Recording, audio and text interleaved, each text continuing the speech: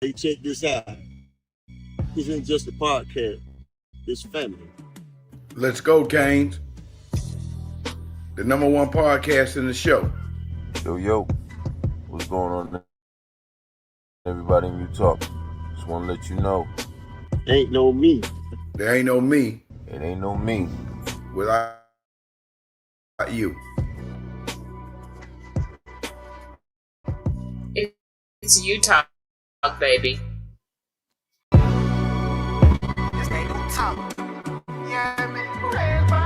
Veteran in this game, bringing pain to all these amateurs. Been winning for too long, so they had to change the parameters. We swim up like us, we using the air without need for nasal cannulas. Looking to the stands. Zombie land for the cameras, big wins every single week. My name is Mr. Magic. If you're looking for a podcast, you read down to earth, it's all about Utah. There's no me without you, baby. Bust a move. This is Utah, yeah, the people show. Coming to you live with Frank and Devin. Go on, tell them what they need to know. This is Utah, yeah, the people show. Look, we gonna tell you what you need to know. It's Utah, baby. What you need to know. It's the people show.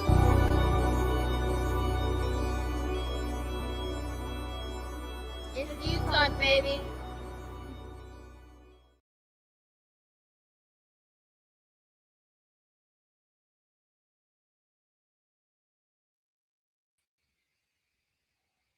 Utah family, what go on? What go on? This your boy D, and of course I got my guy, my PIC, Mr. Larry Frank Jr. in the building. And listen, let me go ahead and bring him in before we do our thing, man, because like I say, man, he's been official now, man. Larry Frank, he's officially been on the job for 90 days, man. So we know he's gonna be here now, Larry Frank. You know, man. Like, so let's bring him in so he can welcome everybody with us, man. So we got the one and only, man. We call him G thing, man. The G stand for GOAT, because y'all already know what he is. Shout out to Mr. B in the building, man. Let's bring him in, Mr. Melvin Bratton. And y'all know how we start off every show. It ain't no us. Without you, baby. You, baby. Soldier yes, boy sir. Up in the host. Yes, Superman. Yes, sir. You. What's up, fellas? What's going on this Friday night, man? I mean, I know we 4 days removed for what happened, man, on Monday night, man. So we're gonna talk about it tonight. We're gonna look at this old, I guess this old lame ass bullets in here, man. Like, like they blew. Be cool. They blew my I got that. I've been who peeping it. I don't know who it is. That's an Indiana fan, but guess what? I got have I let you down before? I got okay. But listen, yeah, we finna and it's so funny. Like, I want y'all to continue to watch the show, though, man. Thank y'all for tuning in, man. Like, definitely, because we definitely got something for you guys tonight. See, we don't run over here at Utah, man. We want to say, first of all, congratulations to Indiana, man. They the champions, man. You guys did your thing. And, you know, from Utah, man, no haters over here. We're going to give props where props is due. So let's go around the room before we get into it, man. Larry Frank, how you doing tonight? And then we'll go to Mr. B. And y'all tell everybody how y'all doing on this Friday night. First and foremost, before we get into the football conversation, I want to extend my deepest heartfelt gratitude and thanks for all the prayers and well wishes that came my way in the last week. Without going too deep into it, my wife had a medical situation, and she's not 100% out of the woods yet, but she's definitely on the way back to normalcy. And I just wanted to say how much I appreciate it. Thank you, big bro. I just wanted to say how much I appreciated all of your thoughts and prayers and well wishes. It meant a lot. It helped me get through a lot. And that's first and foremost. So I had to get that out the way. Thank you so much. Had to make sure she was straight, and she's definitely getting ready to get straight. So other than that, I'm doing good. Got my feelings out the way. Shouts out to Rebels with a Cause and Stallion and them. I was over there on their channel last night chopping it up with them. We had great conversation. And yeah, I'm gonna let it be known how I feel. I'm gonna be respectful. And critical, and I'm gonna be real. And but other than that, no complaints over here, man. I'm doing good. Mr. B, what's up? Talk to us, man. How you doing tonight on Friday, man? Well, it's Thursday. I'm tripping, man. I'm trying to get through the week too fast. Bro, come on, man. What's good? You've been driving that milk truck too many hours, bro. Hey, no, I ain't. That milk truck doing what it's supposed to be doing, but yeah. That's what I'm talking about. No, honestly though, I don't know if y'all seen my post, man. I felt that, I was in those shoes, you know what I'm saying? In 1986, we played Penn State. And Testaverde, we were loaded. Highsmith, we had 3 of the top 10 players. Testaverde won, Highsmith went 3, and Jerome Brown went 9 in the same draft. All right, top 10. And then we had a few guys spattered, throughout the draft. But one of the things that the similarities, the parallels of it, it's crazy. I spoke this to a couple other business partners. We do some other stuff together. They went to IU, Darren Graham and also Tannen Dawes. Dawes played for the Ravens, won the Super Bowl with Ray Lewis. I was telling them when that game against Penn State, when they made that catch at the back of number 3, made that catch at the back of the end zone. Now, mind you, not knowing nothing, you know what I'm saying? We had lost 1 or 2 games, I think, around that time, maybe 1. And I told them, I had called, I said, listen, and it's on everything, y'all. I said, this is a championship team. I said, tonight really secured them to win. They're going to win the Natty. I told them that, but not knowing, you know what I'm saying, about Miami and all the drama we had going back and forth and getting in late, whatever. I said, this team right here is different. It reminds me of the 1983 championship year when Nebraska played Miami, came to the Orange Bowl, and nobody gave us a chance in hell to win that game because they had all the top players, Dean Steinkooler, All-American lineman, Turner Gill, they had Rozier, they had Irvin Fryer. So they had all the dogs, first-round picks as well. And honestly, bro, I mean, we pulled it off. And I saw something different in this team at Indiana that was similarities to the 83 team that really nobody gave us a chance, but we just continued to kick butt and kept rolling. Definitely. Definitely, man. Let's get into it, man. We're gonna do the good, bad, and ugly tonight, man. And we're gonna go around the panel. We'll start with the good, man, and we'll keep it rolling, man. And you guys can give your reaction on what y'all thought. What happened in the game. What was your good? What was your bad? What was your ugly, man? Larry Frank, I'll start with you, man. And we're gonna take some callers, man, and let the callers call in too, man. But we'll start off and we'll get it pushing, man. So Larry Frank, it's on you. The good to me was, and I see Bullets, we got in Indiana. I don't know if he's a real fan or if he's just somebody that's trolling. Because like I said, one thing about Miami football and Miami Hurricanes is we may not have won that championship, but we sure are the talk of everything right now over the course of the country and nationwide. And the fact that y'all still talking about us and y'all hate on us and y'all taking joy in this, I'm actually loving it. I'm loving everything it does. So Bullets, go ahead on and troll, have fun. But the good that I will get to is that Miami proved that Indiana was not invincible and Indiana was mortal. Listen, I'm not going to take nothing away from Indiana. You are the national champions. You won the game. There's no denying that. I'm not taking that away. I'm not going to downplay the victory. I'm not going to downplay what you did. But please make no mistake about it. Make no mistake about it. Miami was the better team on that field the other night. There was some shortcomings with coaching. There was some shortcomings with execution and adjustments. Miami proved it. They just couldn't finish. And that's cool because if I got to take that L and in turn that sets up for more stuff down the line, I will happily take it. Just like Big Bro when I was a kid watching them when they took that L and then it set up for big things to come after that. It's all good. So when it's all said and done, my good the other night was the fact that Indiana, all we kept hearing was they're going to blow Miami out. They're going to blow Miami out. They're going to blow Miami out. And I will say this, to the real Indiana fans, congratulations. I salute you. To you Indiana trolls who said they was going to blow Miami out, didn't happen. Miami has not lost a game by double digits in 2 years, and that was with last year's terrible defense. So that's my good, D. We proved that Indiana was mortal, whereas, Alabama got exposed, Oregon got exposed. Everybody said we were going to get blown out. Miami stepped up and showed Indiana wasn't all that. They just happened to benefit off of our key mistakes. Yeah, you can tell that, they're a first-time champion, man. Well, like You can tell, boy, they ain't never been there before. Boy, he act like they just a powerhouse and they done run 5 or 6 chips like we done. But go ahead, Mr. B. What's Right. up? You can tell the motherfucker brand new, boy. They don't know how to. Yeah, Boy, Mr. B, talk to me. yeah. Boy, I got some draws for the first time. He done paid for it instead Right, of be a player. right. God damn it, them $40 But went a long hey, way. hey, but y'all remember now, everybody got to start from somewhere because in '83 we spoke it to existence, but we didn't know about no damn championship at the U ever. So kind of I ain't saying it's karma's coming back on us now because we didn't do anything wrong. But a couple stories before we get going, and I'm gonna have this hotline buzzing. What I'm going to say after the first conversation. So number one, if you all don't know, I'm a sports agent, certified NFL. I got my license, NBA, NFL, and NFL. So I recruit, players throughout the country, throughout.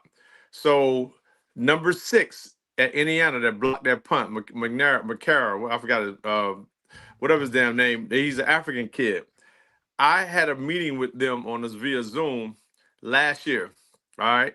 I was recruiting a kid. He came from James Madison. He followed his head coach over to the school. He was considering coming out. So the dad called me and asked me what should he do. And I said, well, he's kind of undersized. And I said, one more year to come back wouldn't hurt, because he had like a 5th, 6th round grade on him last year, for he's thinking about coming out. So he ended up, they talked as a family, and I gave him the advice, what I'm saying? But other agents was kind of telling him to come out because they, agents do that because if they got him, they trying to get, cash in on him right now. I'm not that dude. I'm gonna tell you real. If your ass need to go back to school, go back to school. So I told him that. So the dad respected that. Then the dad called me this past summer for the season. He said, well, he felt comfortable with the guy that recruited him since he been at JMU. And I respect that because most kids are not loyal like that. They pretty much, they'll jump the ship in the 11th hour and go with whoever come with a bag, whoever put out a gold chain or whatever to them. So I respected it. I told the dad, I said, listen, I respect that. I told him and his mom, I respect them far as staying loyal to the guy that was with him before he became anybody.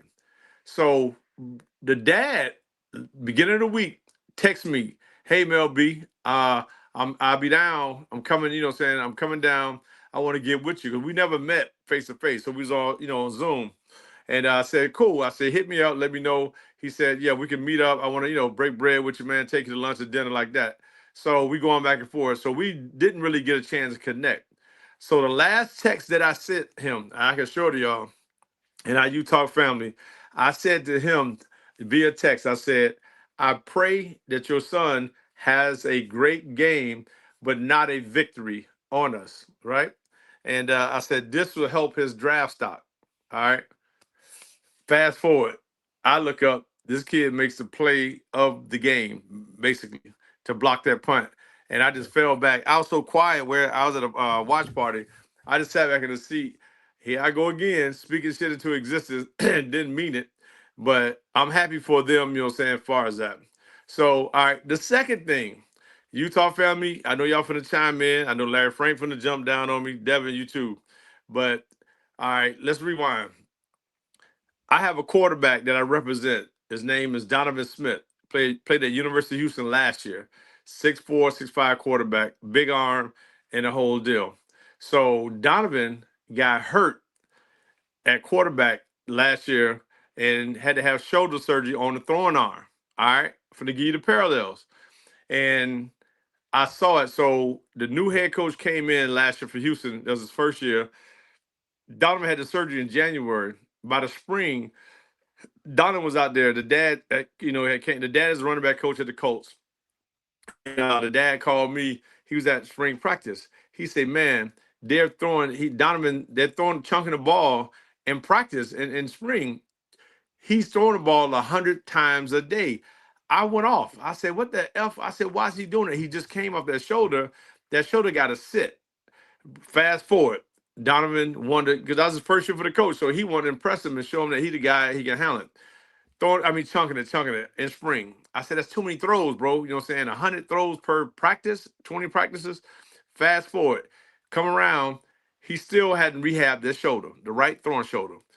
Get in the game. He lives from in Vegas and was born and raised in Vegas. And they playing his local team, UNLV. University of Houston first game played UNLV in 24. And first game, Donovan was 100%. He threw 4 picks in that game, 3 or 4. He got sacked in the end zone. And when I saw him get slammed on his shoulder, on his throwing shoulder, Frank, bam, I said, damn. And they had to come get him. But he's so competitive and wanted it, you know what I'm saying? Because his name was on the draft board. He did Peyton Manning camp and the Manning camp. So he was trying to prove himself. So he went back out there. I'm calling the fam, the mom, she understands. I'm trying to get to somebody to tell him the kid trajectory of the ball. I saw a difference in his throwing motion. He wasn't coming all the way through. He was letting it go at the top. Me being a former scout, everybody, so I ran 5 drafts. So let me tell you my evaluation. I don't know it all, but I have an idea of what teams look for. I work for the Rams, the Redskins, and the Falcons, for you Utah fans that don't know that. And so I came from the personnel side. Now I'm a sports agent. I saw his drops, you know what I'm saying, as far as the ball's going in the ground, taking off at the top, missing the receiver wide open in the middle of the field, could throw the deep ball. And I called the mom and dad after the game. I said, man, listen, y'all need to sit him down. I said, he need to go ahead and get that shoulder healed. If he keep playing on it, it's going to get worse. Next week, same thing. He was just, stinking up the place till they end up benching him. The coach stayed with him until week 5, and he finally put other young kid in, and that's when they went on a run. Fast forward. Now, this is going to be a segment that I want y'all, Devin and Larry Frank, take this clip that I'm about to say and post it on all our pages, what I'm about to say. All right. I want y'all to post this. It's going to start some shit, but I don't care. But I'm speaking some real. So fast forward. I was in Miami had a watch party, real nice, you know what I'm saying, real good. Had a day party the night before. So I was talking to one of my guys. He said, give me what you think. I said, honestly, and I'm doing a parallel with Donovan Smith last year on Carson Beck. I knew Beck, you know what I'm saying, had the shoulder at Georgia. He had to sit out, you know what I'm saying, as far as that. And when he came here, I think he must have had to clean it up or something like that top of the year. We knew he wasn't 100%. You know what I'm saying? Still, Mario blessed him with the $4 million or whatever that deal was. I don't know exactly the numbers, but speculation, that's what it was. You don't even like where this shit going at right now. You know No, I'm in the bar. I'm just laughing because D shaking his head. Right. No, listen, no, dog, listen. Hold on, y'all. I don't give a fuck. Y'all can kiss my ass, both of y'all. And you. No. I'm with you. I know where you finna go. And I'm mad about what the fuck we done. That's what I'm saying. No, go ahead. Okay. I'm saying I thought y'all was like I'm capping. No, but hold on. So that shoulder. Okay, let's rewind to Donovan. So Donovan went. I had got him 3 workouts. He worked to the Colts where his dad was for rookie mini. When they do the rookie mini camp, he was undrafted. He wasn't signed, but they invite you to camp for 3 days. He went there and he went to Green Bay and one other team. I think locally did the Texas Pro Day. All right. So nobody called me back to sign this kid. Nobody sounds like, damn, he calling me. But his film was so terrible to the point where, I said, Donovan, just go rehab because you came back off that shoulder too early. I said, your trajectory to balls. And I said, send me a workout. I want to see your workout. Frank, when I saw him, like after a year, continue to rehab, the mug was back with his, his zip, the long ball. He was coming back over to the top. He wasn't short arming it, trying to struggle to get that. I said, see, that's the Donovan that, that was supposed to be there, but you wasn't 100% because they didn't allow you to heal because they forced you into that position. So thank God he got drafted on his talent. He went to the showcase for the UFL. Kevin Sumlin is a good friend of mine. Coach Sumlin that coached Texas A&M, also University of Houston. Sum is my guy. Sum drafted the kid, all right? So Sum is happy. He went to the showcase this year. Now, it's 2 years removed from the surgery. Went there, back 110%, nailed it. Fast forward. I was talking to somebody, they give me your evaluation. I said, not giving parallel to Donovan, I said, something is still wrong with Beck's shoulder, all right? I said, if you watch, especially that one play was like a shallow cross drag, he threw the ball straight and it went in the ground. And then, of course, the interception, he was trying to put that ball to the back of the end zone. But if y'all notice, we cannot. They never really had the deep ball. It's certain throws that he will make to the right, from the middle field to the right. Yeah. He can make those throws, but when he got to come back across his body to go to the left, things are not. He's not accurate. So I like to go back and look at by positions and see exactly on his throws which ones he's more beneficial, and we can see it. You know, all of us football guys. But the ones where you got to come back to across his body, make that throw to the left, he has never. I ain't gonna say never. It was a struggle in completion wise. Yeah. Fast forward, somebody in his camp that's very, very close to Beck. All right, this came from. I ain't gonna say what's what because it's gonna go viral and crazy. Right. His camp. All right, know a close friend of mine. And he had I was telling him what I'm telling y'all 2 days ago before I left to fly back home back to Atlanta from Miami, and I'm having a conversation. When I said that kid is not 100%.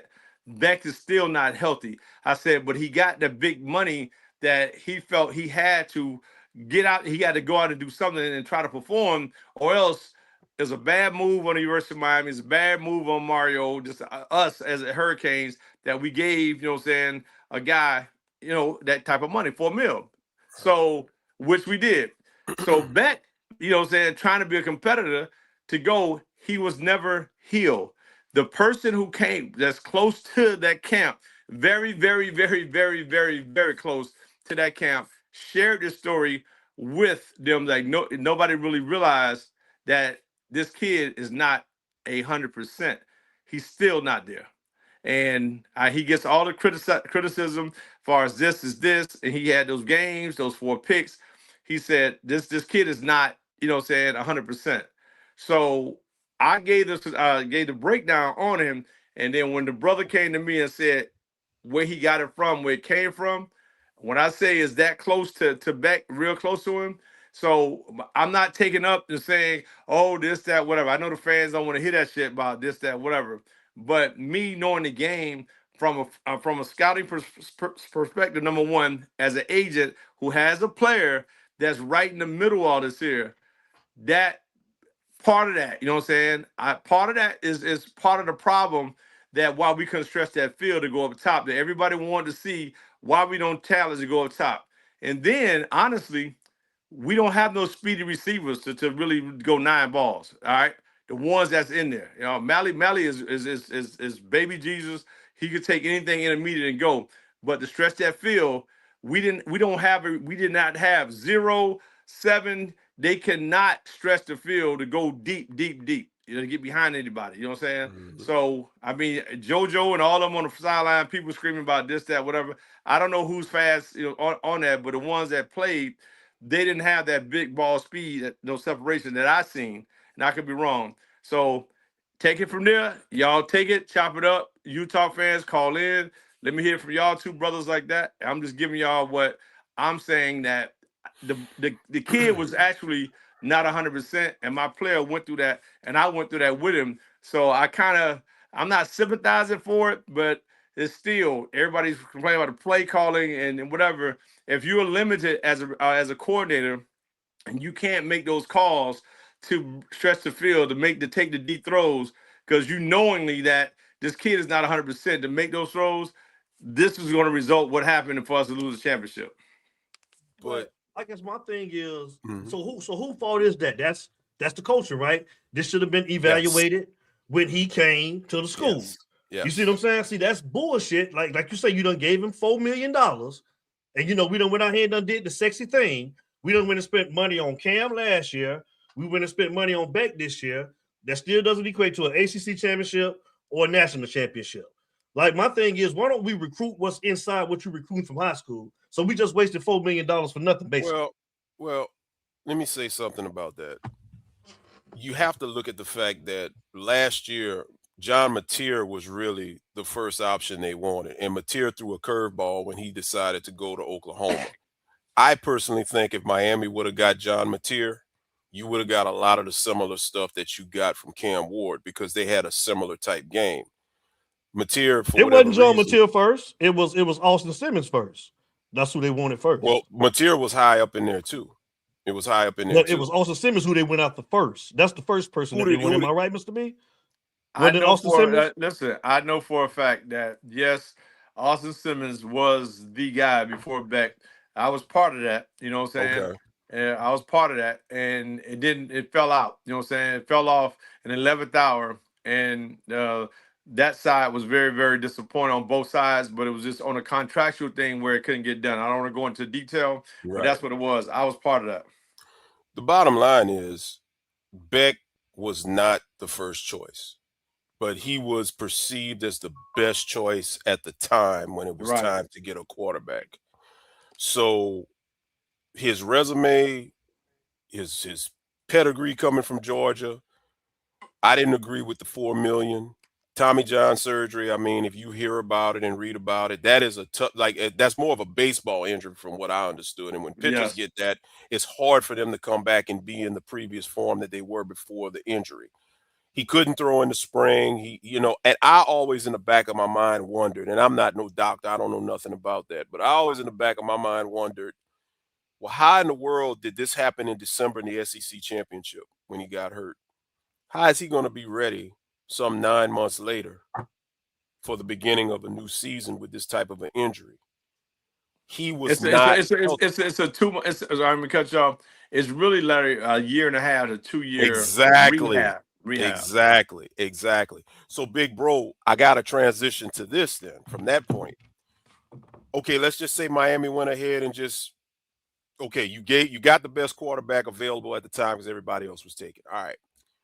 Why didn't Shannon Dawson or the medical staff some kind of way get with the coaches and say, look, he's going to be limited in these types of throws. He's going to be limited with what he can do. So why doesn't Shannon Dawson and the coaching staff design some sort of an offensive game plan that doesn't utilize a whole lot of those over-the-top throws? Because at the end of the day, if we go back and we all saw the replay, when he made that throw to end the game that was picked with 40-some-odd seconds left, Malachi was wide open, literally. And he could have ran. He had some real estate to run. I'm shouldering a lot of this blame, even though Beck is getting all of the heat for the interception. I'm shouldering a lot of blame for that last play, the way it ended, on Shannon Dawson, because you called it. Last year with Cam Ward, Cam had nuts to, if he didn't like the play, he was changing it. For whatever reason, Beck wasn't going to do that. Shannon Dawson, I know it's a 50-50 thing with a lot of people.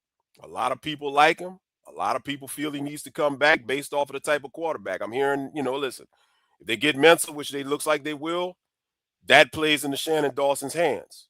But at the same time, it's been proven. Shannon Dawson, questionable play calling, does not know when to call the right plays, does not know how to utilize personnel. First play out the gate the other night, fellas. You run the Fletcher through the A-gap, 9-yard gain, okay? I'm like everybody else. Oh, Miami about to dominate this shit. What happens? Indiana's defense makes an adjustment. They plug up the gaps. They try a couple of more times. They're getting about 2-3 yards, barely getting that. Then what happened? They abandon the run. But you wait until the second half to make the adjustment to run outside zone. You wait until the second half to make the adjustment to run off tackle. You do it with Fletcher. Fletcher is our Derrick Henry. He's that boom and bust guy up the middle. So I'm saying all that to say this. If you can take Fletcher and run off tackle and he can run away from everybody else for 57 yards, Shannon Dawson, number one, why didn't you throw some wrinkles with some counters and some outside zone plays earlier when nothing was working up the middle, number one? And number two, why didn't you utilize Marty Brown, who is your home run guy on the outside? That's my question.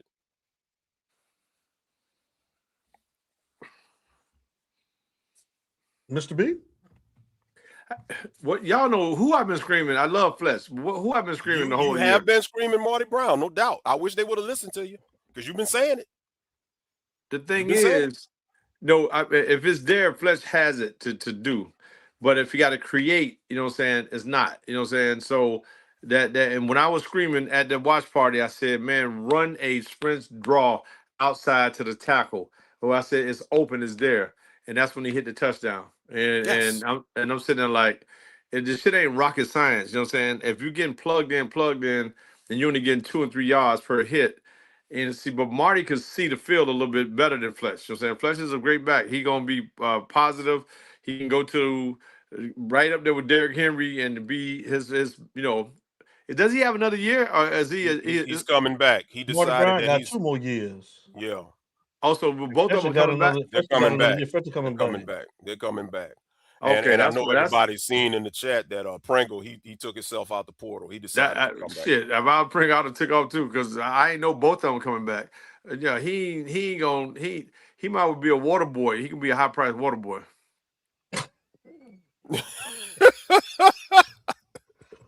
So, how did you feel about, man, going forward with the performance? Well, the play calling that we see in Sandy Dawson, like Larry said, it's a split going across the board. I'm on the other side of. I just think it's going to be the same thing next year too with him calling plays, man. Like the play calling is bad, man. It's bad. The drags and the mesh across the middle was open all game, and I don't understand why we couldn't run none of that. We kept trying to go deep, and they don't play the zone to where their linebackers ran as deep as our wide receivers went. The middle of the field was open all night. We didn't do anything we didn't throw any screens to the running backs. We didn't do any mesh concepts. Like, you played before, big bro. How don't you see these adjustments? And why don't you make these adjustments, man? How did you miss that? Bro, honestly, it may be, I don't know, man. It may be somebody may be the running game coordinator and somebody may be the passing game coordinator. We don't know that. All right. So now we get a Cam Ward creativity from what you just said. I don't know this kid from Duke. I briefly watched him, but I ain't studied him. So he's good. He's good, but not $10 million good. Like, not enough to start developing your own quarterbacks good. 10 million, 4 million of that has to cover his buyout, release to get away from Duke. So So it's still $10 million going to him to get him out of his contract. Right. It's essentially going to be a buyout, yes. And he got a 2-year deal, right? He got 2 years left, right? He has 2 years left. Yeah. So which I do like real quick, which I do like from the that gives a chance for the quarterbacks behind him to get them ready, especially if Darion Coleman is as advertised, Luke Nichols is as advertised. But at the same time, they've got to get this right moving forward. Even David said, man, shout out to David, man. Why not try to go no huddle? You know they play the same personnel. Yeah. I mean, there was no sense of urgency of trying to get back to the line, man, trying to, do something, man. Like, he didn't try anything, bro. Nothing. Good point, David. Yeah. Good point. I mean, development, Mr. B, and we get these quarterbacks out of high school and they sit the bench. And then we only get them to go and recruit over them. When do we start developing our own talent at the quarterback position? Like, where are we going to that era? No, go ahead. No, that's a problem, D. Yeah, but I mean, because was the investment worth getting Carson Beck? I mean, because you got to think, we wasn't in the playoffs. Remember, Nick Saban and the committee got us in. We weren't in the. How many turnovers did Carson Beck have in those 2 losses against SMU? And he had 4 against Louisville, and I want to say 2 against SMU. I know the final pass was and a tidbit. Carson Beck's 6 losses, 4 of his 6 losses as a starter ended with an interception on the last play or the last drive. Going back to Jordan. But he had a lot of last play drives or some I saw on the screen as far as game winners. Yeah. So it's 50-50. So I'm telling y'all, not telling y'all, looking at it from my perspective, in my eyes, because I have a quarterback that was similar. He wasn't, I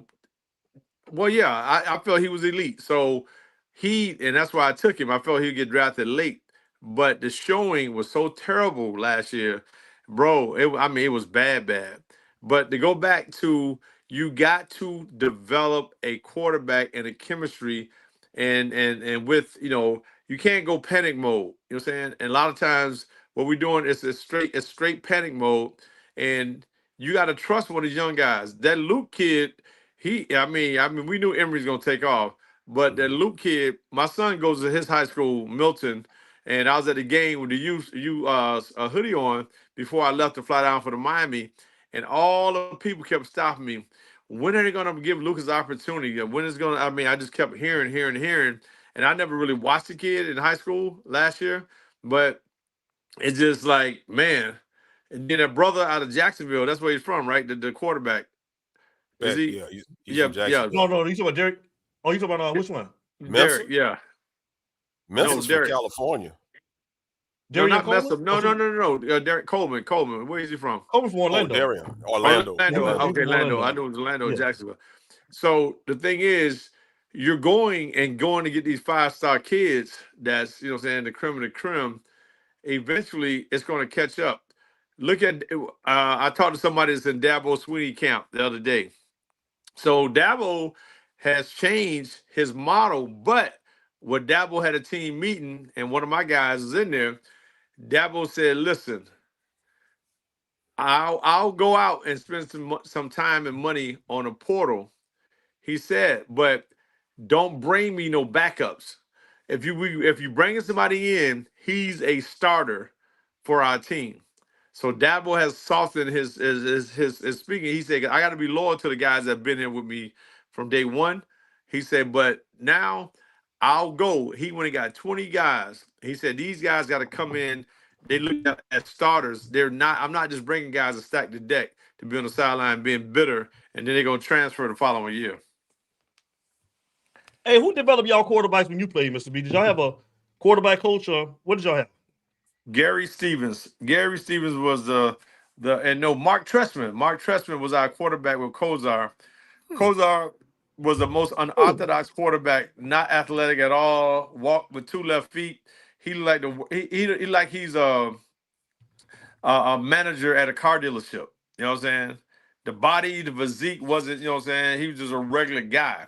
But when I tell you here, between the ears, one of the smartest guys I've ever been around, and that's what made him great.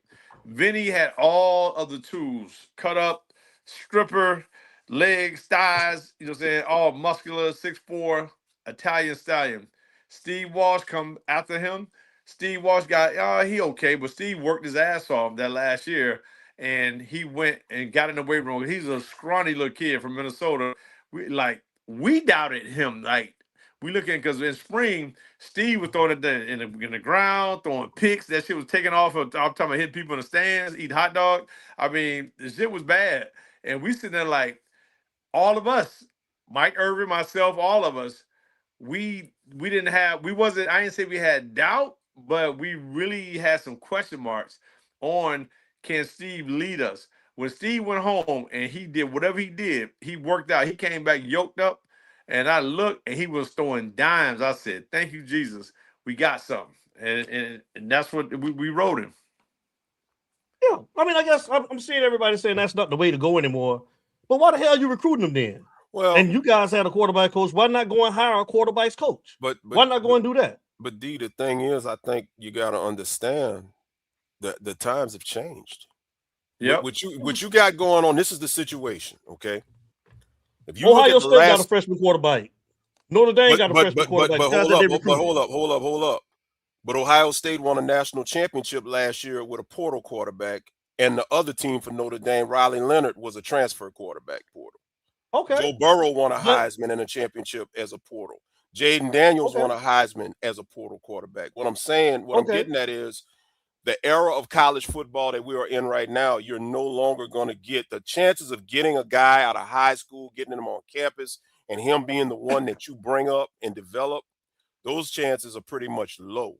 If anything, I hate to say it, the QBs that we have on our roster, just like we're getting these former 4 and 5 stars from other rosters, it's almost in a sense like other schools are recruiting the best quarterbacks for us to pick out of the portal when what we have on our roster is not trustworthy enough to go. That's just the era of football that we're in right now. No, but hold on, Frank, and then Dale. The same shit is going on in basketball. My son, is a junior, and they're not taking high school kids in the back. I know it's limited and you only have so many guys on the team, but they're not taking those kids right now. They're going to D2s. What's the kid from University of Florida last year that in the first round to the Utah Jazz that you had the kid Ace Bailey from here went early to Utah, and they took that guard. He played football. He played football and basketball at D2 out of high school. I'm sorry, out of high school. The point guard, I can't think his name, little light skinned kid. He was a first round pick in basketball, and he came from a D2 school basketball. So what they're doing, they're not wasting their time trying to develop. It's more like a JUCO type situation. Mm-hmm. You know what I'm saying? A farm Why system. recruit them?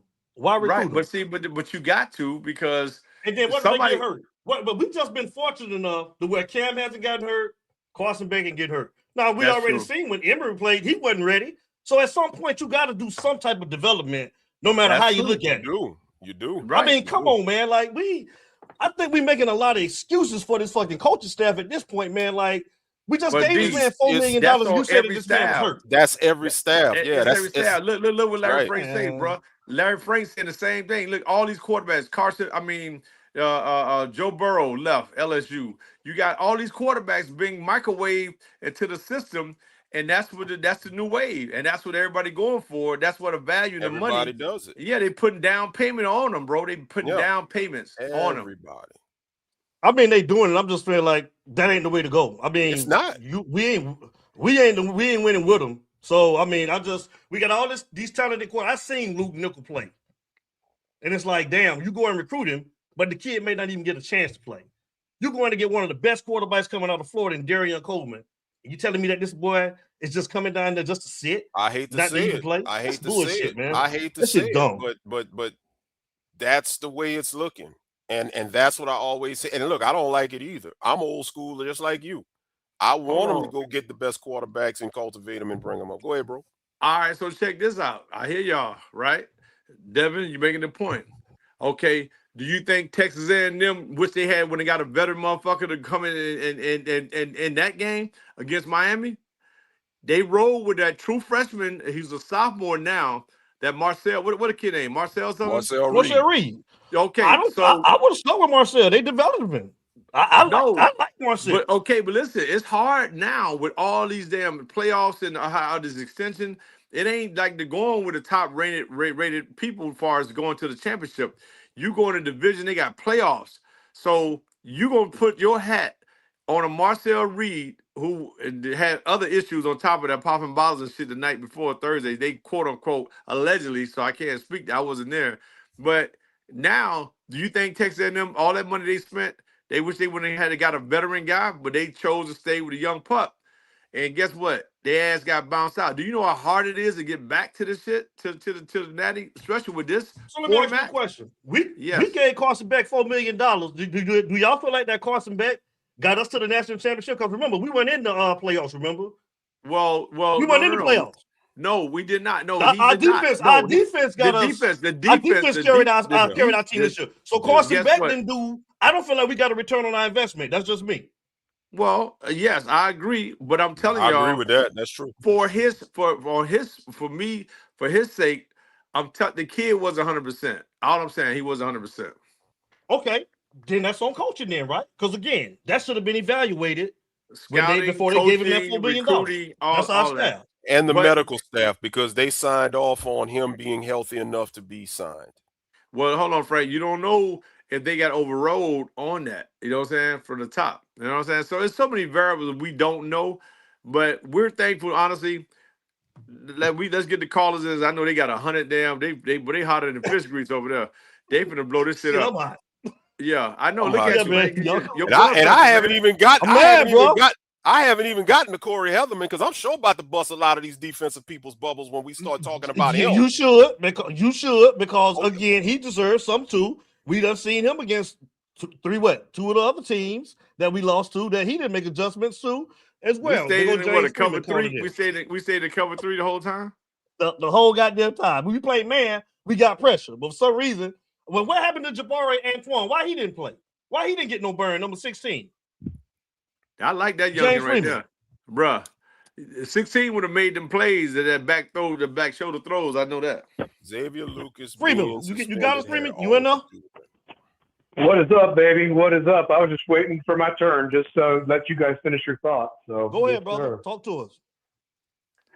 Well, let me just say this, man. I've got so many thoughts about it, and you know, it hurts. It hurts to get this far and lose, and you know, it don't matter if it was in. I mean, it does matter that it was in Miami. It would hurt anywhere, you know, to get to that far and the roads you went on, and you know, knowing that you're in a superior team, and then you got these fools clowning us and so forth, and everything like that, and we're living rent free in their head. I mean, you know, they can go fuck themselves, to be honest with you, because I wouldn't want to roll with another damn team. And the fact is that we hadn't done nothing we had some full gold years the past 20 or so, but realistically, this was the first real team that actually looked the part, acted the part, and we were right there.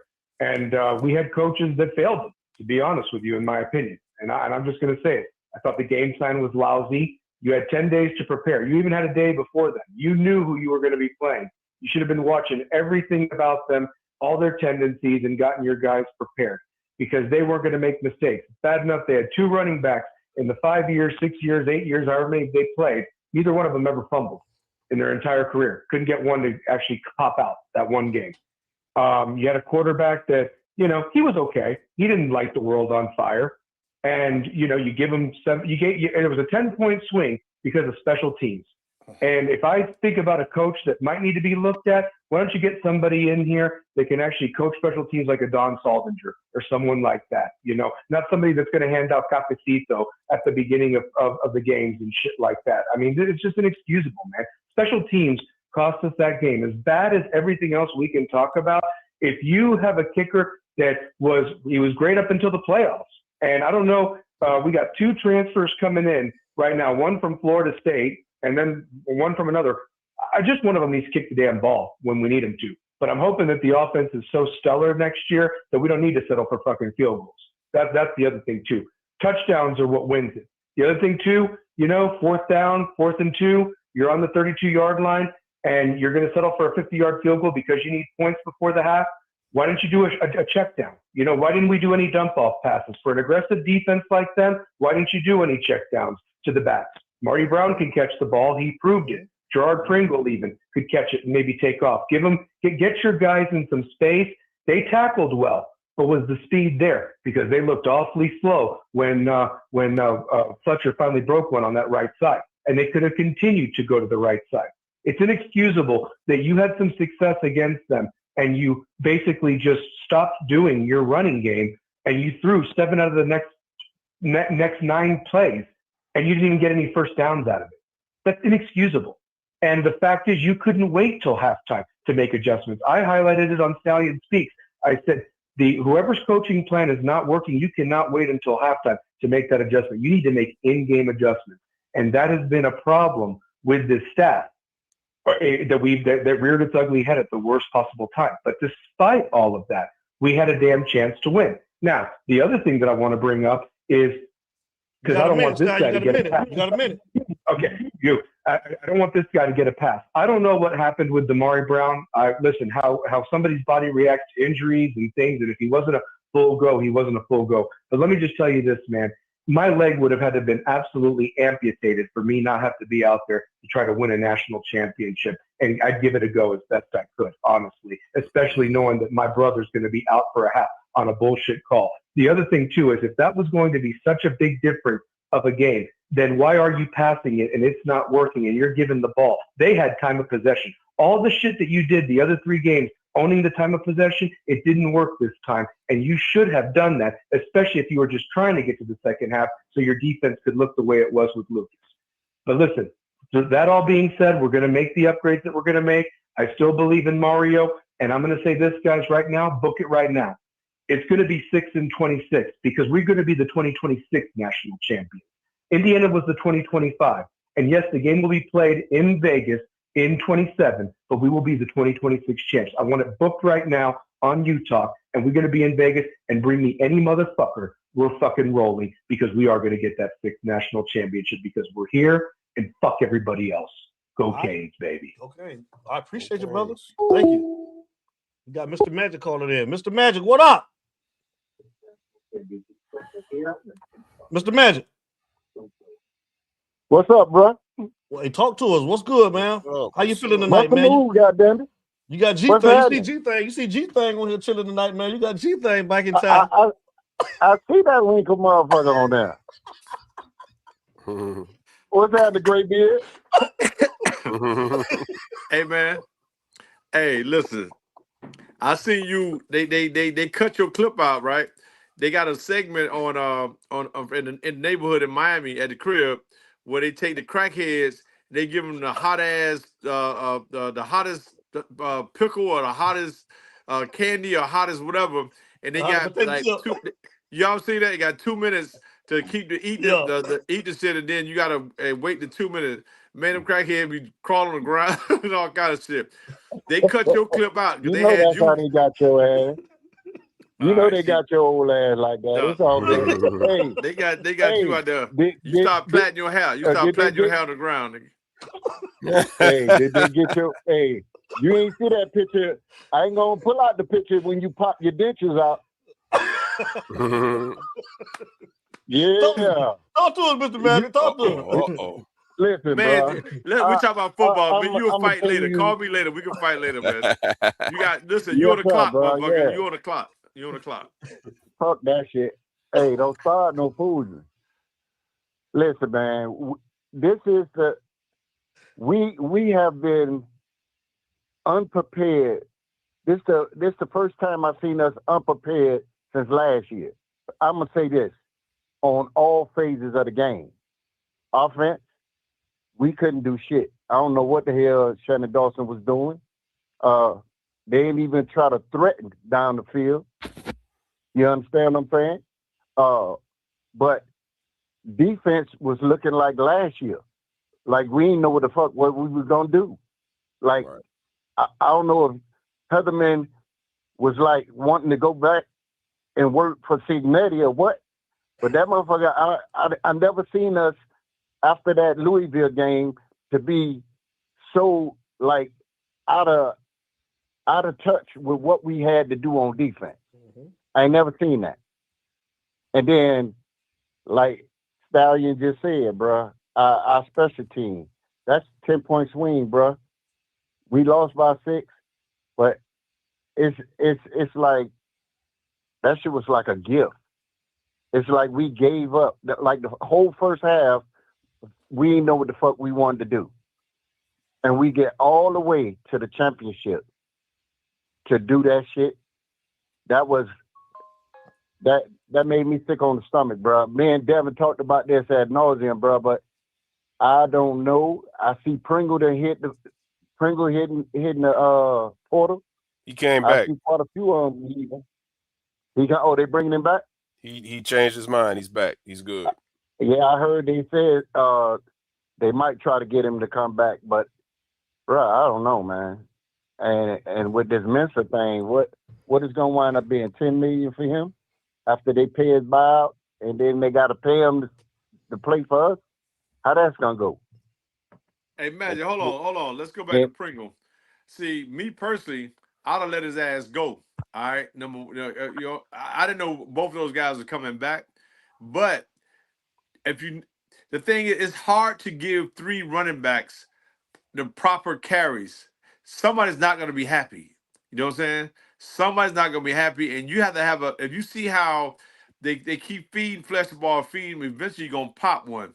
You can't come from the sideline and throw him in the game and expect for a back. You know what I'm saying? He has to get warm. We got to feel that vision. You got to feel that the game. It's a lot that goes in our mindset. We're the only position on the field where 11 motherfuckers hitting us at every single time we touch the ball. 11. Listen, 11. man, I'm 60 years old. I watched a whole lot of running backs. I watched all y'all play, so I know. But what I'm saying is, you just bring it in. Now you got a rookie that a freshman you just brought in, just as big as Char Brown and Fletcher. What's happening? Big. I How thought far Lyle was as leaving. what you mean by like a 5-star? I'm talking about his size. How tall is he? Yeah. How tall is he? Monterey about 5'11", 6 foot. He over 200 pounds. No, I'm talking about Pringle. You talking about the running back? No, I'm talking about the freshman that they just brought in. They bring it in for next year. Oh, you got all these yeah. big backs. You need some speed. You need speed. How you gonna play all 5 of them motherfuckers in there, homie? I don't know, homeboy. You gonna I'm run the trying to figure wishbone? that shit out myself. If you're gonna run the wishbone, then yeah, all 3 of them can play.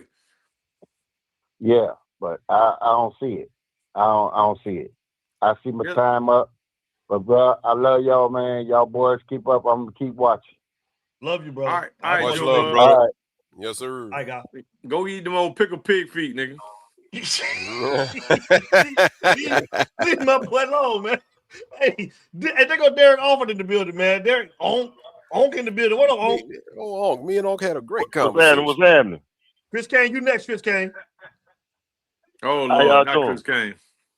Gucci, brother. How you doing tonight? Hey, man, listen. Shout out to Melvin, man. That was a hell of a party, bro. You too, man. And my wife and son had a good time, bro. Yeah, we kicked it. We kicked it, didn't we, homie? Yeah, we did. You owe me a drink too for my birthday, but I'll get you on that later. But I had an outstanding time, man. I ain't gonna lie. I'm glad you came. I love that, bro. That's good stuff. Hey, check this out. I'm looking at a lot of the comments from the fans, man. Well, we got some crazy ass fans, man. And I remember this older cat taught me a long time ago that 90% of the fans are fans and only 10% of them know real football. I'm not too upset with Beck and his performance. I knew something was wrong with his arm the whole season. And I was talking to Larry Frank about that earlier today on the phone, so I was glad that, Melvin, you put that out there, because I know what I see with my own eyes. You know, people could tell you stuff, but you can see stuff with your own eyes sometimes. That team loaded, man, is coming back, and I'm happy that this team is loaded where, you know, they're going to be around for a while to come. I don't even worry about the foolishness with the Indiana fans, because, you know, this is straight ignorant. But let's talk about the real elephant in the room while I got this short amount of time. Now, Melvin, you was down there like me. That's your hometown. Let's talk about this crap about how because, you know, dummies like Stephen A. Smith and all them putting all this false narrative out that the fans for Miami wasn't supporting the team and they wasn't in the stadium and all this bullshit, and not telling the truth about that them goddamn and I hope I don't get in trouble with this, but them goddamn white folks bought them damn tickets and priced the people of color out that goddamn game. Facts. Anybody want to elaborate about that? Yeah, I don't think it was color. It was geared to what happened was this is my take, and not nobody else's. This is me. They didn't want the Miami fan base to dominate that whole entire stadium. All right, because I agree with that. Yeah, and I talked to several people who was in that stadium. They said, Mel B, it was red and white all throughout the whole freaking stadium. We had one section where it was the hurricane section. You could see it. Even the announcer, though, I don't know if y'all remember, we was in the red zone on one of the plays, and he said this area is loud because when Miami had the ball or something, he was basically telling us like, and then I couldn't see it. I don't know if y'all saw it, but the guy made a comment in the red zone. All Indiana fans was like in that area. Everybody who went to that game said, man, it was a red and white show. So what they did was they outpriced it. Well, 20,000 tickets went to the University of Miami, 20,000 went to the Indiana, and 60,000 they gave to the brokers. I mean, 40,000. So guess what? The brokers did that intentionally, probably because of the college, whatever. They took their hands off of it. And Indiana fans, they ain't ever been there, dog. So they was excited. They were paid. That's why the pricing of the tickets was priced out. That's why I didn't go. You know what I'm saying? I'm like, I couldn't take my wife. They gave me one ticket. That's a whole nother story, but bro, that was $3,000 in the nosebleed. Man, hell no. The Super Bowl tickets, I got a call yesterday. The Super Bowl, listen, the Super Bowl tickets starting at $3,000. This is the Super Bowl. And them tickets in the end zone up top in 300 was started at 300. 3,000, and going down was 7, 8 to 10. Now, hey, I like the clean cut approach that you did, but what made me a Miami fan growing up in Atlanta in the 80s up till now was that you had a melting pot of players on that team, and you had a melting pot of fans. And I stayed at the hotel up in Deerfield Beach, bro, and if you could have saw the stuff I saw and the stuff they were saying, man, listen, it was a racist element to this game that I talk about another time, but I don't want to sound like Luke on here. But I mean, it's some stuff that some of this stuff had to do with Agent Orange, the orangutan coming in, that he didn't want to get booed by a Miami fan base. Yeah. Get us out of here, D. Get us out of here. I got a couple more callers. Hey man, the King gonna be fine, brother. Love y'all, man. We'll talk. All right, bye. Appreciate it. Thanks for coming through, too. Yes, y'all. All right. Me too, Rocky. I'm hurt too, brother. It's you talk, baby. I'm hurt the fact that we gave a quarterback that was damaged goods $4 million. I still can't get over this shit, Rocky. Me too. Chris Kane, man, you on the line, man. Chris Kane, talk to us, brother. Bullshit. Yeah, hold on a minute, yeah.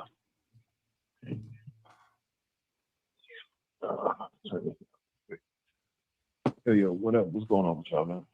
We good, man. How you doing? Chilling. Yeah, a little distraught. Call in number, Mr. Brock. The telephone number is 404-981-3997. GG back in time, man. We got the great GOAT in the building, man. He's back, man. Yeah, like he ain't know me when he was down in Miami the whole week, man. He wouldn't answer the phone and that, man. But he back now. I got him back. Hey, Chris Kane, are you in protective custody or something? Where are you? Are you locked up? No, I'm actually at the house. You whispering? Why you whispering? Talk up, motherfucker. Talk up. You whispering like you. He bite, Chris Kane. He bite. Damn, dog. Like you get one call. You get one call. You in the jailhouse. You better speak up for that shit. Go. We got 3 minutes. Devin, put that police, that jailhouse shit on there. You let me sit like that over side. There you go. Come on, kick the time ready, son. Let's go. See now, Dave, Larry Frank. See, Larry Frank. Listen now. See, I was trying to be cool now. I had to get on his ass now. I'm had to get on his ass. Come on with it, bro. Talk to us. Talk about the game, man. The time rolling, man. Yeah, no. I'm gonna talk about the game, and I'm gonna talk about your ass too. You ain't got but 3:30. They wearing them damn depend thongs. I seen them damn pictures that Lamar Thomas had of your ass in them damn depend thongs. I done told your ass about going down there that damn beach during senior week. I done told your ass about that shit, but you don't want to listen. Man, get to the question. Anyway. We'll fight later, Junebug.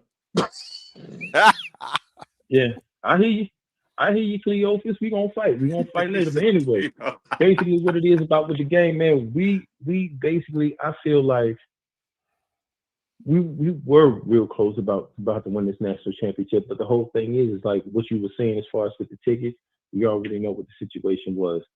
They ain't never won nothing in 100 years. So obviously everybody was going for Indiana. They wanted to make that more of an Indiana home game than anything else.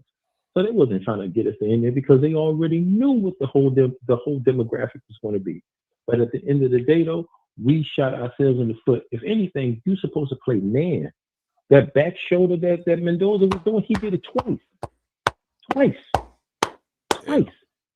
You're supposed to play man and play up on him with pressure. Why are you playing off the ball? That's right. That's the whole point. But you went ahead and Heatherman did not make no adjustments for it. Granted, the defense was better than what it was last year, but we're not talking about the defense that was last year. We're talking about the defense for this season. So we already know that because we got here. We would have never been nowhere near close last year. This ain't about last year. This is about what happened about 2 or 3 days ago. Okay, so therefore, what we need to do is Heatherman needed to make adjustments, and he didn't do that.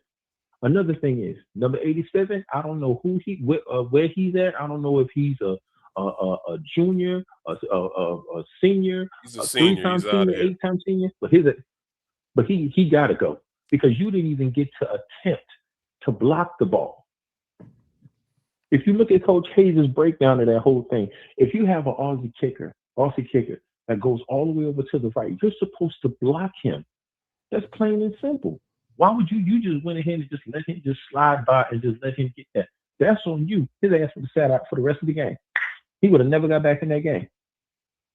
You see what I'm saying? Mr. B, let me ask you a question. Would that have happened with would that have happened with Coach Johnson, with Jimmy Johnson? No. I highly doubt it, because you ain't gonna sit there. Yeah, because you ain't gonna sit there and miss no block like that, because you're gonna know your assignments and know what you're doing. See, the confusion that had me is with the confusion that came in with Evan Mendoza had scored that touchdown. Ain't no way in the hell that was supposed to happen, but it did. Hold on. Did you hold He on, became Chris? Did you cut you off? Did you hear the press conference and they asked Ruben Bain and Messidor, Fletcher's up there, and Mario came up and they asked about that play, and I think Messidor said we knew that was a play that they was gonna come with. He said that out of his mouth. right. I saw it on the podium today. Oh, so if they knew that, so my question is, Mr. B, and to you, Larry Frank, and to you, D, if the three of y'all, if y'all are sitting here, and he said that, my question to him would have been, well, why didn't you stop it? If you knew it was coming, why didn't you stop it? You see what I'm saying? Like, I don't understand it. If you know something is going to be there and you know they're desperate for it, why did you not stop it? Dawson, I'm sorry, but he got to go. He played. We showed no threats. Time, Chris, can't get us out of here. North and south. Get us out of there, bro. You know what I'm saying? Listen, all I know is I love the Canes. You know what I'm saying? We got to the next season. I'm glad Frankel is back so he can go ahead and do his thing. And if I was Mark Fletcher, I'd have swung on his ass too. Love you guys. I'm be listening to the show. Right, appreciate it. Hey, but no, real talk. Coach Hayes was sitting next to me. He came to the watch party. Dog, he called that shit. Dog, he sat there and said, Mel, everything that was doing, he was, man, that dude know his shit. He was calling, he called that quarterback draw. He said it's time for him. He said he's not as athletic, but he's athletic to get this done. Coach Hayes sat there and called that, and I looked at him, I said, man, why your ass ain't down here, man? Whatever. He said, man, Mario won't let me down there.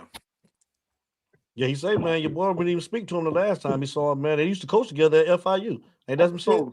Oh, Mario? Yeah. Didn't even speak to him one night. He was outside the damn stadium, man. Like, I think he's threatened by anybody that may have a little bit more football acumen than him, Mr. B. Hayes is a sharp dude. He can't dance though. He can't dance though. He tried to got no jam again. He can't dance. Yeah, Ain't got no rhythm. He got a little rhythm though. He got a little. I give him props. Okay. Yeah. I'm finna call it. Yeah. Okay. Oh, okay. He all right. He just all right though, Mr. B. No, he can be a soul trained dancer. If you lose about 4 pounds, he lose about 4 pounds. He pull out the stick. Dog, he went to jumping around, and when we was coming back, he got up and started dancing and jumping around. Boy, Herbert set his ass down. Hey, Carla, you on the line, man? Who this is, Mr. Brock? Yes, sir. It's me, baby. What's up, Mr. B? What's good? What's going on with y'all, man? Listen to this First time being on with the legend, Mr. Brad. I'm gonna speak to you. Say what's up, man. What up, family? How you doing, fam? Part of the reason why I became a Canes fan, man. I'm doing good, man. Appreciate you, man. Thanks a lot. Oh yeah. I'm calling. I ain't gonna even say nothing about the national championship game. You know, it is what it is. It's done. I'm gonna tell you, part of what helped me get over it was the next morning. When I, clicked into social media and I seen, them jokers hitting that transfer portal and all that. I said, well, shit, they ain't fucked up about it, so fuck it now, what I'm gonna get down about it for. So, but my question is, though, to you, Mel Bratton, like, do you, maybe you can't even really say, but like, do you agree with Luke? Do you think something is kind of not coming so right together with the development of our receivers, or is the evaluation of the receivers that we're getting, just ain't really there properly? Like, what's the deal there? I respect your call. I ain't touching that shit because that's a personal battle that's going on with Luke and Beard. All right, as far as it may be with the Ray situation, maybe about this or whatever, Dade County, whatever. So Luther Campbell, I love my brother. You know what I'm saying? And he gonna speak his mind. He don't give a damn. And so I don't want to touch that because there's some internal stuff that's behind the scene that we don't know about, and something was said probably, and I think that's why Luke is really bashing out because he's hurting, you know what I'm saying, about that. So I hope it works out. I don't want Beard to lose his job, you know what I'm saying, because I want to see no Kane lose a job based on whatever it is, but it's some things that, you know, personal, you know what I'm saying, that them two got to work out if they can work it out. Yeah, yeah. I mean, I didn't really know either, but just for me personally, fan watching from a distance, I was just kind of, I didn't really know if it's the offensive play scheme or if it's the quarterback or something. And what I mean, we just like to just see more production from the wide receivers, but maybe we just don't really just have that guy. I know Josh Moore he probably kind of seemed like he the only receiver with some height really. Just like you were saying earlier too, like we don't really have like just that speed dude like that either, like other than Keelan Marion. So maybe just taking a little time for it to come together. But and now, man, I'm still a Canes fan, still crazy about my Miami Hurricanes, man, and still love rocking with Utah, the whole nine, man, and it's go Canes. Looking forward to more in 2026, bro. Yes, sir. We appreciate the Most support, man. definitely, Mr. Hey, Brock. listen, all it's doing is setting up for us to run the table next year because those two losses are during the year against SMU and Louisville, that showed them internally that's why they got the way they did get to this natty because you got to have that, you know what I'm saying? Those losses, you have that taste and you almost got your ass kicked out of the whole entire deal. Now they got to the dance and they didn't win. So guess what? The next step is win beyond. Mario ain't going nowhere. The whole staff, all they need to sit their ass down, and then they can start taking jobs after next year. Let's go complete this deal and win it on the West Coast. And watch the team and their mindset can be totally different because we came back hungrier that year when Steve Walsh was our new quarterback, and we kicked ass, and our mindset was different because we felt that. Right. If you bring that up and say, y'all remember how we felt at the Hard Rock after that game, y'all want to feel that shit again? Everybody gonna shake their head. All of them was crying, dog. They broke down. That hurt them. So they asked better, Yeah. they gonna tighten Yeah. up. If they care about the game, they watch what we do this year.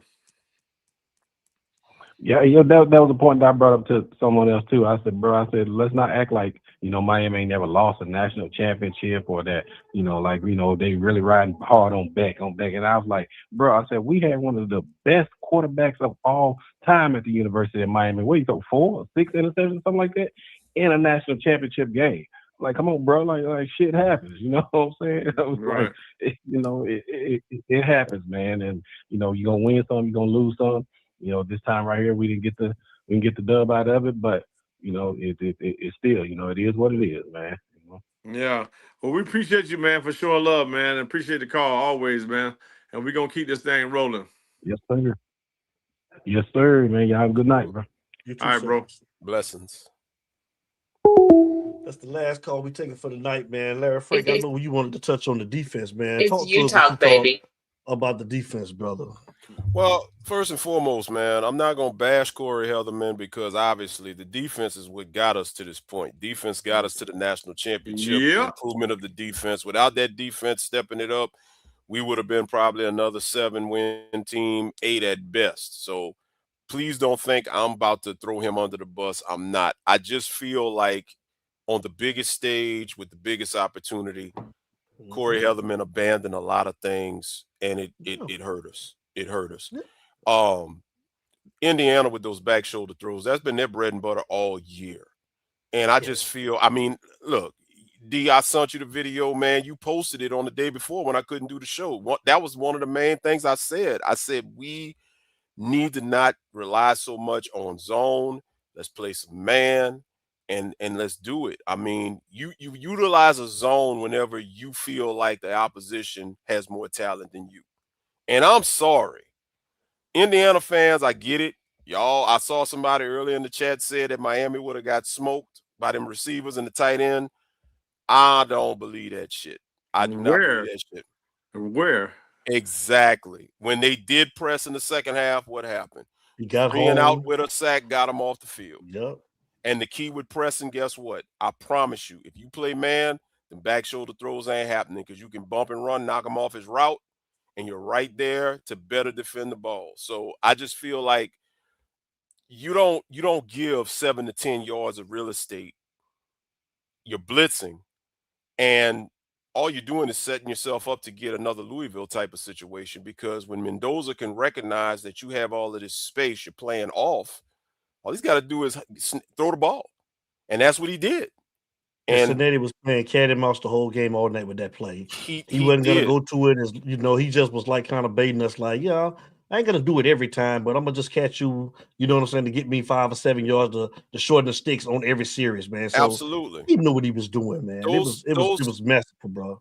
Those short intermediate passes that they utilized by virtue of us staying in zone, that was pretty much the equivalent of what we did on the ground running the ball against teams where we were getting them 5-6 yards a pop.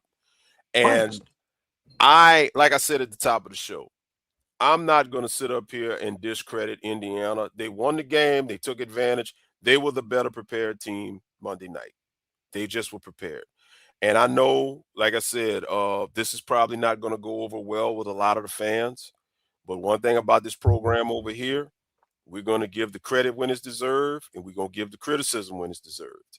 We ain't going to come up here like some of these other platforms that look like they bank off of being negative all the time to get views. We're going to tell it like it is. And the one thing I'm going to say is this. This is my opinion, not the opinion of Devin Lloyd or Mel B or you talk. So if y'all want to come for somebody, y'all come for me for what I'm about to say. Leave these two brothers out of it. I personally feel the stage was too big for Mario the other night. That's just me. I think the pressure was, you're in your home stadium. I think the moment was too big. I just think some things they just weren't locked in.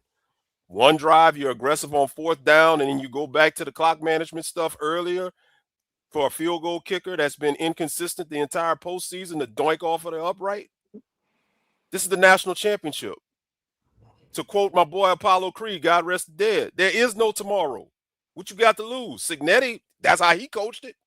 And if you think Signetti was not threatened and Signetti was not scared, he was nervous. He was out of his comfort zone. That's why he kept on trying to go for it on 4th down, and he kept converting in 3rd down. Yes, Signetti was petrified because he wasn't ready. He wasn't ready. And then when he gets up there at halftime bitching and crying about the refs and all of that stuff, that told me all I needed to know. You're basically clamoring for referee assistance because you know your team is getting their ass handed to them physically. And it was a matter of time before that adjustment was going to happen. But yeah, he was shaking like Kato in the OJ crowd. Why did you take that? Why did you make that throw on that interception at the end of the game when Indiana was giving us anything we wanted to possibly put us inside the 20 to where he could have had a better opportunity to get in the end zone? Why did you take that throw, bro? But that's that. But see, the thing is, Dale, in the heat of the moment of the game, you as a player on that stage, you know what I'm saying? Just like when he ran, he pulled the ball and he ran it in and scored that touchdown for us to win the last game to get to where we are. A lot of times you want that fame. You know what I'm saying? You want that. And what comes with fame, it comes with disappointment too. So you got to be able to handle both. And honestly, D, he was trying to go for the money. He thought he saw something. Had he put that to the back of the end zone, I think it would have been a bigger outcome. And I'm going to say this too. Karma is a bitch. You got 2 kids that kick your ass that's from South Florida. You have Mendoza, who you didn't offer. All right. So they're going to play with an extra chip on his shoulder. And the kid 22, Sharp, that's Glenn Sharp's cousin. Glenn's nephew. Bain them called me about that kid and say, man, Mario don't want recruiting. Can you call down there and tell Mike Rump, tell Roland Smith about this kid? The kid want to go to Miami. He a track kid. He's a 4.3 sprinter at 6'2", will come up and bang you. And 22, if y'all notice, they weren't throwing to his side. They was picking that little short number 5. You know what I'm saying? The 5'10" guy. They were fucking with Sharp now. Right. So they knew they had a dog over there. So all of it just fell, bro. It's fate. It wasn't our time, and we overcame a lot. We got to the dance, and we didn't finish. We didn't conquer. But guess what? Again, we're gonna put this we're gonna continue to talk about this. But now they living, they got their flowers, you know what I'm saying? They're gonna be a movie. Y'all gonna see a 30 for 30 about Indiana football for the rest of y'all life. Y'all gonna turn the channel every time y'all see that shit because y'all know the outcome. I damn sure am. Too Yeah. goddamn So, Skippy. well, listen, I gotta jump, man. I gotta jump into the Zoom. Love y'all, bro. Okay. Listen, thank y'all Love you for too. the Brother. whole entire season. Y'all was like being class act. I enjoyed this, man. I'm looking forward to us coming back, running it back. And we want to do some spot shows coming up, you know what I'm saying? Check in with the fans. Let's talk about spring, or we got another phase that we got to continue to keep this going. So I'm still here. I love y'all, bro, and appreciate, man, for letting me be a part of y'all. Oh man, come on, bro. Man, Oh, that man, goes without thank you for saying, big even brother. you man, come on, bro. Like, love you, man. We appreciate everything Much that you've love. done, man. And love you, bro. So I get with you, man, sometime tomorrow, man. We finna get out of here, man. So you go ahead and handle your business. I'll call you tomorrow, man. I love you. I love you. It's Appreciate it, Mr. B, fam. y'all. All right, All Frank. right. Tell Mr. B, mama I'm y'all. praying for her. Tell the missus we're praying for her, bro. Got you covered, brother. All right, Thank bro. you. Love. Thank you. All Much right. love, All bro. right, bro. I'll holler at you. All right, Love brother. you. Love you. Mr. B, y'all. Yeah, man, I agree with Slug, man. Slug said some shit that's just like pretty much just something like what hurt is we had better players. We had the Yeah. better player, the better team, man. That's the shit that. Oh, get us out of here, Frank. Well, you Get know us out. what? You know what? You know what? We all hurting, but I'm gonna go ahead on and flip the script, and we're gonna end this thing on a very positive note, and I'm gonna go ahead on and make everybody smile. If you haven't looked at it, look at that 2026 schedule. That 2026 schedule is workable.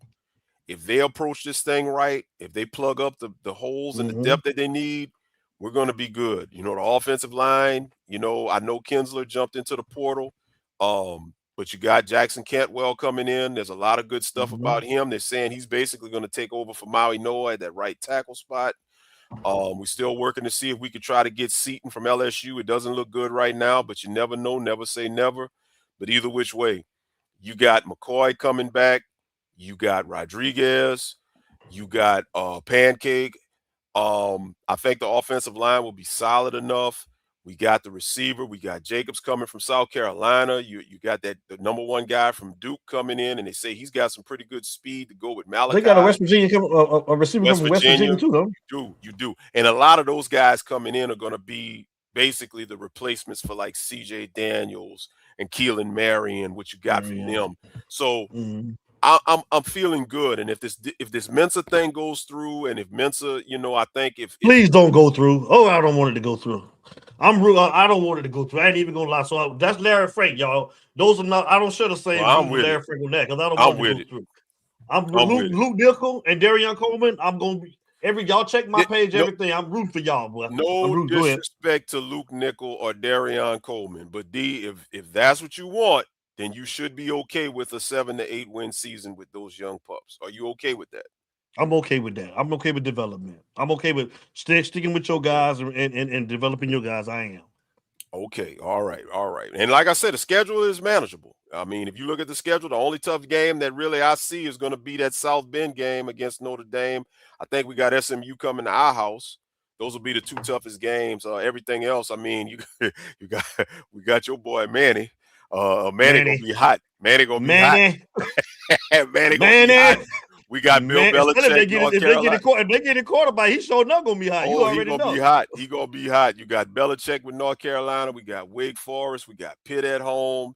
You open the season, I believe. It's manageable, bro. You said it. It's extremely manageable. So one way or the other, Miami gonna be back. We're gonna be back. We're gonna be all right. And this is how it happens. I'd rather win the national championship, but if I can't get it, I'd rather be in it than be on the outside. Because one thing that felt good the other night, we Tupac, all eyes was on us. So hold y'all heads up, everybody. We're gonna be good. We're gonna be all right. I think we'll go ahead on and continue on Sunday, D. I think me and AO will do our official wrap-up show on the season, kind of let everybody continue giving their closing thoughts. We'll try to, highlight some more about the recruiting and the moves and the portal moves and who's coming in and who's going out. I'll get with AO on that. And other than that, D, that's all I got, brother. For sure. Yeah, man, it's been real, man. We appreciate you guys on another season, man. Thank you for all the support, man. That never changes, man. It's the People Show, man. We love you guys, man, to where everybody has an opinion. Ain't nobody right or wrong over here, man. So we say that you guys continue to stay safe. It's always Go Canes over here. We love you. And like Larry Frank said, him and AO, they're going to be doing their spot shows on Sunday. We got some other stuff that's going on right now, so you probably won't see me for a while and Mr. B for a little bit, man. But I'll let you guys know when we start back, because we're going to be bringing special guests back. So we're working on some things, and I will keep you guys posted. Everything You Talk Sports Show, TikTok, Instagram, Facebook. We'll keep you posted, and I'll be sending everything through Larry Frank to let you guys know what's going on. So we love you guys, man. Y'all know how we start every show, and y'all know how we end every show. It ain't no us. Without you, baby. Without you, baby. And we out. And I see a lot of y'all loving these transfer quarterbacks. We ain't won a championship with none of them yet. Hey, Larry Frank, I'm gonna say this. Y'all better hope that they don't get hurt, because y'all already told me that we can't develop quarterbacks. I'm just saying we've been real lucky. I'm just saying to them, Larry Frank, they better breathe. So D, I'm assuming this is gonna be the big this is what's gonna get us to the next season. How we're gonna be going back and forth depending on how this thing plays out. If we get one thing I love about me and you, we brothers, man. But see, me and you, we don't fake it. Me and you will go back at each other. We'll debate each other. You know what I'm saying? That's one thing about me and Larry Frank. We'll go at each other. So that's gonna be good coming up, y'all. But I'm just saying now, y'all, we got lucky. No injuries. I'm just saying. Y'all better keep on praying, because y'all told me like what OG Kane said. Who gonna develop them? I'm just saying. Y'all better hope. But we love you guys. Y'all take care of yourself. Stay up, man. Larry Frank, I love you for another season. You my brother, man. I appreciate everything that you do for this show, man. Yes, now, AO, shout out to AO, man. I don't get to say it enough. I can't talk to AO a lot.